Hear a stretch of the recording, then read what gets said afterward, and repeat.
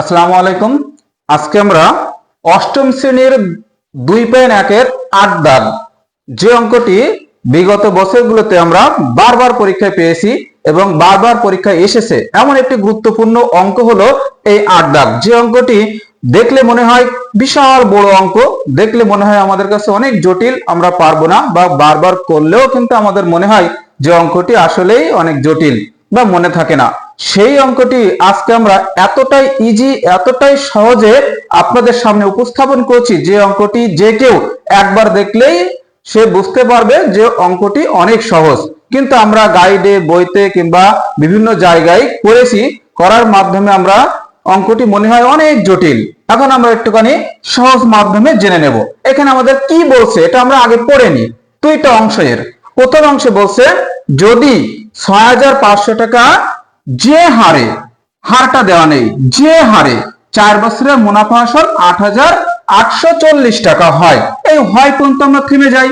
এখানে বলেছে যে হারে, তাহলে হারটা তো নেই, আমরা আগে সর্বপ্রথম হারটা হচ্ছে দেখে নিই। তাহলে হারের সূত্র আমরা কি জানি, যে হার, মুনাফার হার, এখানে লিখলাম আমরা যে মুনাফার হার, মুনাফার হার হচ্ছে আর সমান আই বাই পি এন, এটা আমরা জানি।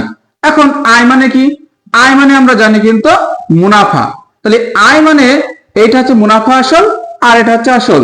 তাহলে আমরা এই 8840 থেকে 6500 টাকা বাদ দেব, তাহলে হচ্ছে 2340 টাকা, এটা হচ্ছে আয়ের মান।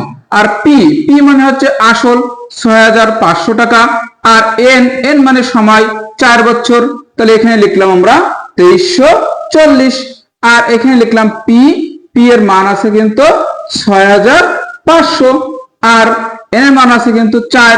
তাহলে এখন যদি আমরা এগুলো কাটাকাটি করি, এইটা প্রথমে এই শূন্য কেটে দেব, 4 দিয়ে একে আমরা ভাগ করব, তারপরে এটা দিয়ে ভাগ করলে আমাদের হবে হলো কিন্তু 0.09। এটা হচ্ছে আমাদের মুনাফার হার।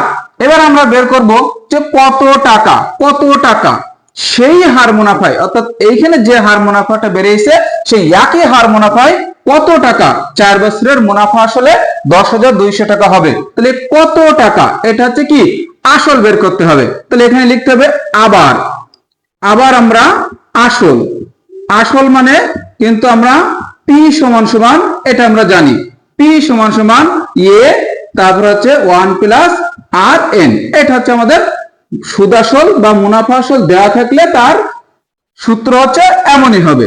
এখন এটা মানে আমাদের দেওয়া আছে 10,200, আর 1 প্লাস আর এর মান হচ্ছে 0.09, আর এন এর মান আছে কিন্তু 4, তাহলে এখানে 10,200 আর এটা এর সাথে গুণ করলে তারপরে 1 যোগ করলে হবে 1.36।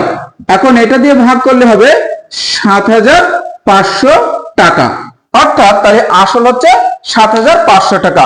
এমন ইজি হবে, এমন সহজ ভাবে কিন্তু আমরা অঙ্কটি সমাধান করতে পারি। অবশ্যই এরকম সহজ নিয়মে অঙ্কগুলো পেতে আমরা অবশ্যই চ্যানেলটি সাবস্ক্রাইব করে রাখবো।